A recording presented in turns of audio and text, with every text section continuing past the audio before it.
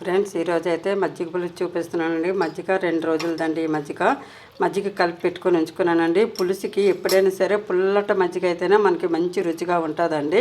మన శరీరానికి యాంటీబయాటిక్గా పనిచేస్తుంది. ఏంటంటే పులుపుదనం ఉండడం, చక్కగా కమ్మగా మజ్జిగ పులుసు వేసుకొని తినాలనిపిస్తుందండి. వ్యాధి నిరోధక శక్తి కూడా మన శరీరానికి బాగా పెరుగుతుంది.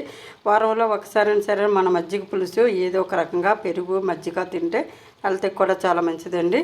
అదేవిధంగా ఈరోజు మజ్జిగ పులుసు అండి.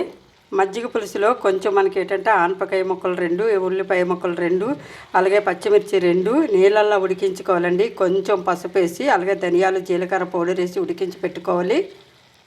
ఉడికిపోయేవండి. ఇంకేంత మజ్జిగలో వేసుకుందాం. మజ్జిగలో వేసుకున్నాం. 1 స్పూన్ ఆయిల్ వేసి పోపు చేసుకుందాం. చాలా కొంచెం అండి పోపు వేసుకుందాం ఫ్రెండ్స్. పోపుని తిమ్మరించుకుందాం. ఈరోజు మజ్జిగ పులుసు ఫ్రెండ్స్. Bye friends. లైక్ చేయండి, సపోర్ట్ చేయండి.